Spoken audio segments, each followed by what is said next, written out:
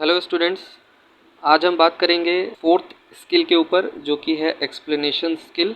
और इससे पहले हम 3 स्किल के बारे में पढ़ चुके हैं जो कि है इंट्रोडक्टरी, क्वेश्चनिंग स्किल और रीइंफोर्समेंट स्किल।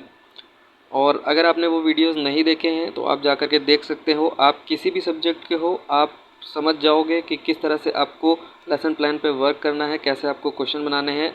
आपका कोई भी सब्जेक्ट हो, चाहे आप साइंस साइड से हो, चाहे आर्ट साइड से हो, चाहे कॉमर्स साइड से हो, आप वो वीडियोस देख लोगे तो आपको समझ आ जाएगा कि कैसे आपको प्लान बनाने हैं। तो उसी के बेसिस पर और आगे हम बढ़ते हुए आज हम बात करेंगे एक्सप्लेनेशन स्किल में। और आप किसी भी सब्जेक्ट के हो, इस वीडियो को देखिए और आपको बिल्कुल समझ में आ जाएगा कि आपको कैसे इस स्किल पर काम करना है। तो आइए शुरू करते हैं। तो सबसे पहले हम देख लेते हैं कि इसका फॉर्मेट क्या है। पहले मैं आपको फॉर्मेट बताता हूँ कि किस तरीके से आपको लेसन प्लान को बनाना होता है। उसके बाद मैं आपको बताता हूँ हर वीडियो में कि उस प्लान को टीच कैसे किया जाता है।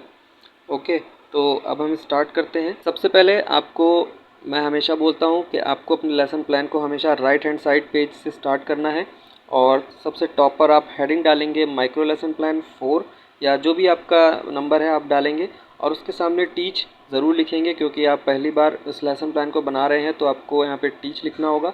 और अगर आपको दोबारा अगर ये प्लान रीटीच करने को मिलता है तो आपको रीटीच इसके सामने लिखना होगा। रीटीच का प्लान मैं ऑलरेडी आपको बता चुका हूँ, वीडियो बनाया हुआ है मैंने, और आप उसको जा कर के देख सकते हो कि किसी प्लान को रीटीच अगर करने को आपको मिलता है तो रीटीच कैसे किया जाता है। ठीक, उसके बाद आपको यहाँ पे डालनी है date and left hand side में। उसी के नीचे आपको डालना है सब्जेक्ट, जो भी आपका सब्जेक्ट होगा। सब सब्जेक्ट आपको डालना है। सब्जेक्ट और सब सब्जेक्ट से रिलेटेड मैं पहले वीडियो में बात कर चुका हूँ इंट्रोडक्टरी स्किल में, आप चाहें तो उसमें जा कर के देख सकते हैं। और सब्जेक्ट्स के बारे में आपको जानना है कि सब्जेक्ट सिलेक्शन वगैरह कैसे करना है, तो वो वीडियो भी मैंने बना रखा है। आप बीएड सिलेबस सेकेंड सेमेस्टर के नाम से आपको वीडियो मिल जाएगा, उसमें मैंने सब कुछ बताया हुआ है कि कैसे आपको सब्जेक्ट सिलेक्शन कैसे करना है और सिलेबस क्या है हमारे सेकेंड सेमेस्टर का। राइट हैंड साइड पर आपको क्लास जो भी है आपका 6, 7, 8 को डालना है। पीरियड आपका जो भी है कुछ भी आप डाल सकते हैं यहाँ पे। ओके, और ड्यूरेशन 6 मिनट, हमेशा यहाँ पे 6 मिनट ही रहेगा क्योंकि माइक्रो लेसन प्लान 6 मिनट का ही होता है। फिर यहाँ पे आपको डालना है टॉपिक। टॉपिक आपका जो भी होगा, आप जो भी टॉपिक लेंगे उसको आप यहाँ पे मेंशन करेंगे। स्किल आप लिखेंगे, जो भी आपकी स्किल है, आज एक्सप्लेनेशन स्किल पे बात हो रही है। टॉपिक हमेशा आपका अंडरलाइन रहेगा, इस चीज़ का ध्यान रखिएगा। इसके बाद हम बात करते हैं कंपोनेंट्स पे। इसी के जस्ट नीचे पेज पे आपको लिखने हैं कंपोनेंट्स। कंपोनेंट्स क्या क्या हैं इस स्किल के, आइए देखते हैं। तो सबसे पहला जो कंपोनेंट है वो है adequate use of mutually link. मतलब आप जो भी बच्चे को एक्सप्लेन करेंगे या जो भी आप बच्चे से क्वेश्चन पूछेंगे तो उसमें आपको क्या हो, एक म्यूचुअल लिंक होना चाहिए जिससे कि बच्चा कंफ्यूज ना हो और इजीली आपके क्वेश्चंस का वो आंसर कर पाए। Use of initial statement. Initial statement का मतलब यहाँ पे ये है कि आपको बेसिक सिंपल स्टेटमेंट से आपको शुरुआत करनी है जिससे कि बच्चा जो है उस चीज़ से लिंक कर पाए और वो समझ पाए कि आगे किस बारे में बात होने वाली है, टॉपिक क्या है हमारा, जिससे कि वो उसको समझने में आसानी होगी। Use of concluding statement. जब भी आप किसी टॉपिक को एक्सप्लेन करेंगे तो आपको कंक्लूडिंग स्टेटमेंट का भी यूज़ करना है कि जिससे बच्चे को ये क्लियर हो पाए कि हाँ अब हमारा टॉपिक ओवर हो रहा है और इस टॉपिक के में हमें ये बताया गया, और उसका एक छोटा सा कंक्लूजन जो भी हो वो आपको देना चाहिए। तो ये कंपोनेंट्स हैं, आपको कोशिश ये करनी है कि इन कंपोनेंट्स में जितने भी जो कंपोनेंट 6 कंपोनेंट यहाँ पे दिए गए हैं, अगर आप इन 6 कंपोनेंट्स का यूज़ करते हैं तो आपकी टीचिंग काफ़ी अच्छी हो जाएगी। बाकी ऐसा कोई रिस्ट्रिक्शन नहीं होता है कि आपको हर कंपोनेंट का यूज़ अपनी माइक्रो लेसन प्लान में करना हो। ठीक है, नेक्स्ट आपका है use of stream flow of language. Stream flow of language का मतलब ये है कि आपको लेसन प्लान पढ़ाते टाइम आपको आपकी लैंग्वेज क्लियर होनी चाहिए, आपका फ़्लो अच्छा होना चाहिए। ज़्यादा तेज़ नहीं आपको बोलना है, ज़्यादा स्लो भी नहीं बोलना है। ऐसा बोलना है कि सबको समझ में आए और क्लियरली सुनाई दे। नेक्स्ट आपके कंपोनेंट हैं, अभी आपके 4 कंपोनेंट और बचे हुए हैं, यहाँ पे 8 कंपोनेंट हैं total. Use of suitable words and phrases. जो भी आप एक्सप्लेन करेंगे उसमें आपके वर्ड्स सूटेबल होने चाहिए, फ्रेजेस आपकी क्लियर होनी चाहिए। Asking the questions in between the explanation, ये इसका सबसे इम्पॉर्टेंट कंपोनेंट है। एक्सप्लेनेशन स्किल में आप क्या करते हैं, कोई भी चीज़ अगर आप एक्सप्लेन कर रहे हैं तो आपको बीच बीच में बच्चों से क्वेश्चन भी पूछने हैं। आप पहले भी क्वेश्चन पूछ सकते हो, आप बाद में भी क्वेश्चन पूछ सकते हो। एक्सप्लेनेशन स्किल की यही खासियत है। इसी तरीके की एक सेम स्किल है, लगभग सेम स्किल उसको कहेंगे, वो है आपकी लेक्चर मेथड। लेक्चर मेथड में बस इतना सा डिफरेंस है कि उसमें आप पहले क्वेश्चन नहीं पूछते हैं, उसमें हम सबसे पहले लेक्चर देते हैं, हमें लेक्चर देना है। लेक्चर मेथड का मतलब ये है कि आप क्लास में गए, आपने लेक्चर दिया, उसके बाद बच्चों से आप क्वेश्चन पूछ रहे हो, ठीक है। और एक्सप्लेनेशन में क्या होता है कि एक्सप्लेनेशन में आप बीच में क्वेश्चन पूछ सकते हो, पहले क्वेश्चन पूछ सकते हो, भले आपको आंसर मिले ना मिले, और बाद में आपको क्वेश्चन पूछना ही है, ठीक है, वो आपके ऊपर डिपेंड करता है। लेकिन मोस्टली यहाँ पे एक्सप्लेनेशन स्किल में होता ये है कि क्वेश्चंस पहले पूछे जाते हैं, उसके बाद बच्चे को एक्सप्लेन किया जाता है, क्योंकि इसमें हम चेक करते हैं बच्चे की नॉलेज को कि बच्चे को क्या इस टॉपिक के बारे में कुछ पता भी है या नहीं पता है। तो इसीलिए हम उससे पहले क्वेश्चन करते हैं और उसके बाद जो है उससे एक्सप्लेन करते हैं टॉपिक को। नेक्स्ट है get the answers of question in right manner. Right manner का मतलब यहाँ पे है कि जैसा कि मैं हर लेसन प्लान में आपको बताता हूँ टीच करते टाइम कि आपको बच्चों को बोलना होता है कि बच्चों आपको आंसर्स को जो है अपने फुल स्टेटमेंट में देना है, क्लियरली आंसर करना है, खड़े होकर आपको आंसर करना है। तो ये सारी चीज़ें आपको ध्यान रखनी है। इसके बाद स्टेटमेंट इन कॉन्ग्रेंसी। स्टेटमेंट आपके जो भी हैं वो एक कॉन्ग्रेंसी में होने चाहिए, मतलब एक सीक्वेंस में होने चाहिए, मतलब कि एक दूसरे से कनेक्टिंग होना चाहिए। कहने का मतलब ये है कि मतलब इधर उधर नहीं कि आपने कुछ और एक्सप्लेन किया, अगली लाइन में आप कुछ और बताने लगे, फिर अगली लाइन में कुछ और बताने लगे, तो ऐसा आपको नहीं करना है, ठीक है।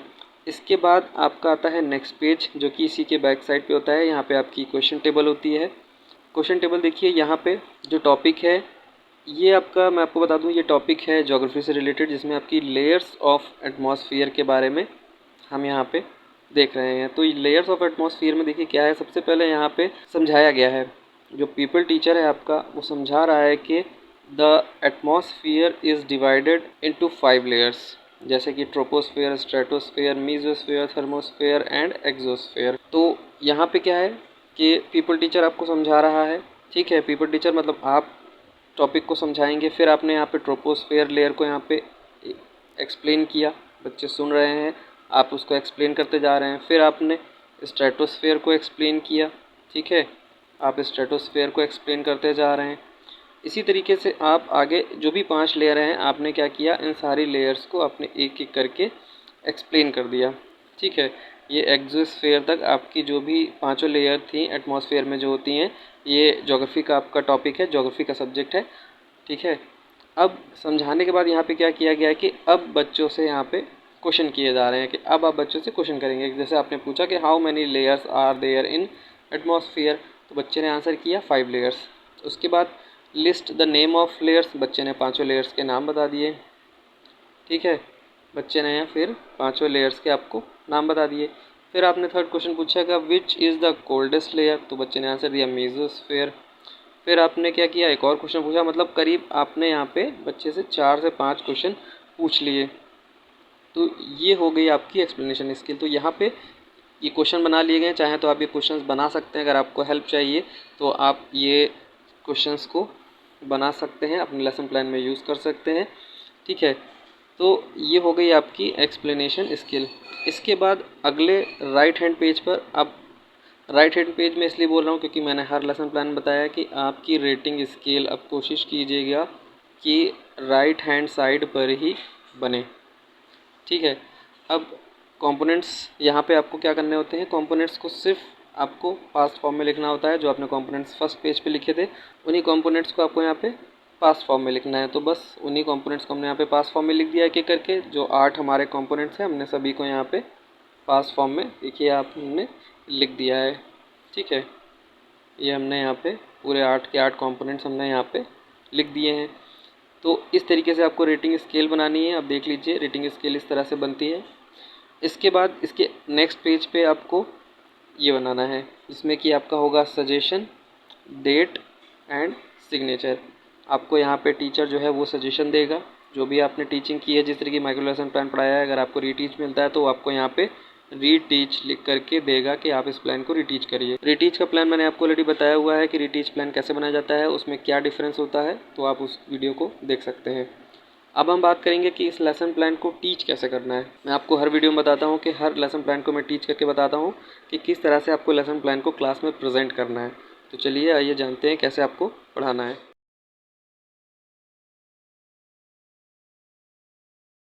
अब देखिए आपको टीच कैसे करना है। सबसे पहले मैं आपको बता दूं कि आपको अपना लेसन प्लान पूरी तरीके से याद करना है, क्योंकि ये आपके पास नहीं होगा, ये आपके टीचर के पास होगा या ऑब्जर्वर के पास में होगा ये पूरा जो प्लान है। और क्योंकि रेटिंग स्किल्स में लगी हुई है, आपको टीचर इसी के बेस, आपकी टीचिंग के बेस पे जो है उसमें रेटिंग देगा। तो आपको लेसन प्लान को अच्छे से याद कर लेना है। और अब देखते हैं कि लेसन प्लान को पढ़ाना कैसे है।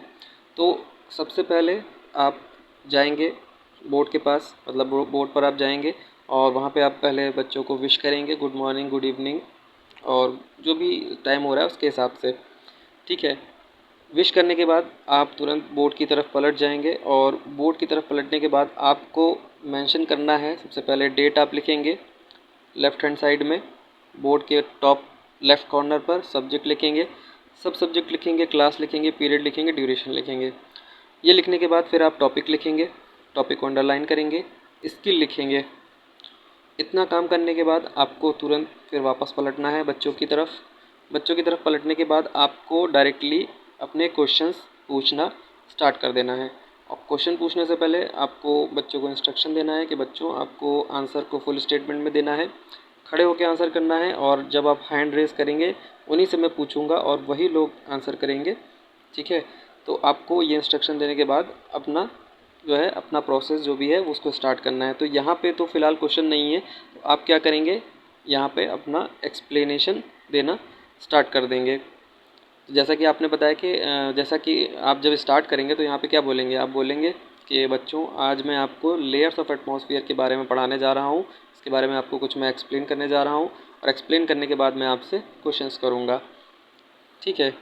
तो यहाँ पे आपने क्या किया, आपने एक्सप्लेन करना स्टार्ट कर दिया। मान लीजिए आप एक्सप्लेन करते जा रहे हैं, ठीक है, आप एक्सप्लेन कर रहे हैं, आप एक्सप्लेन कर रहे हैं, बच्चे सुन रहे हैं, आप एक्सप्लेन करते जा रहे हैं, ठीक है, आप एक्सप्लेन करते जाइए, एक्सप्लेन करते जाइए।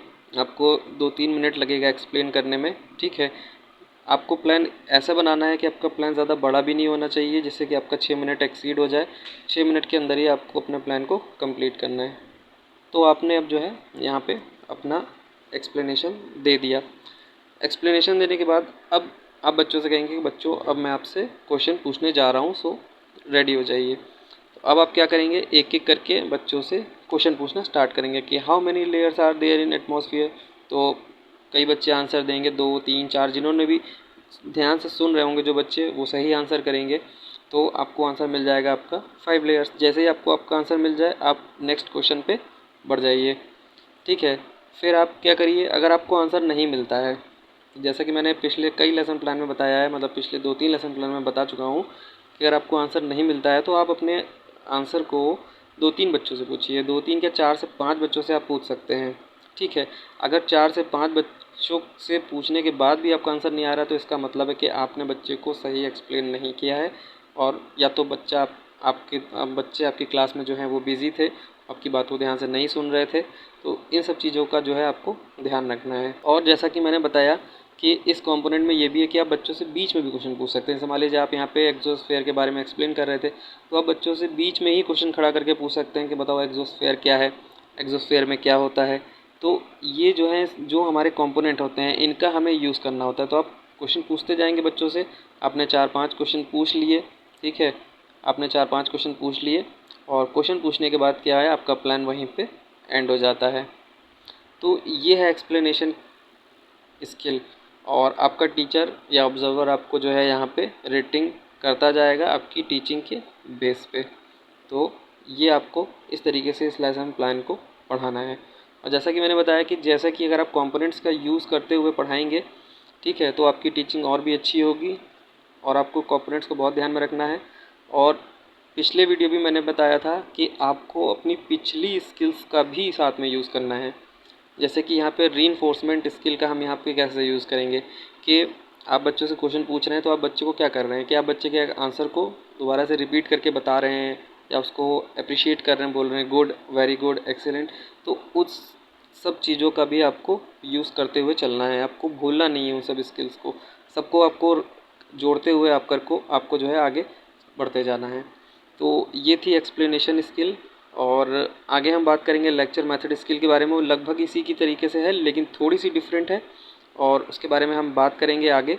और फ़िलहाल अभी टीजीटी पीजीजे का फॉर्म आ चुका है। मैं उसका नोटिफिकेशन के बारे में आपको पूरी डिटेल देने वाला हूँ अगले वीडियो में, और उसमें जो है आपको मैं बताऊँगा कि कौन कौन किस किस सब्जेक्ट में कितनी कितनी जो है वैकेंसीज़ आई हुई हैं, फॉर्म कैसे फिल करना है, इस सब के बारे में मैं आपको पूरी डिटेल दूंगा। तो अगर आपको इस स्किल से रिलेटेड कोई प्रॉब्लम है तो आप कमेंट करके पूछ सकते हो, मैं आपको 100% रिप्लाई करूँगा। ठीक है, तो मिलते हैं नेक्स्ट वीडियो में, तब तक के लिए टेक केयर।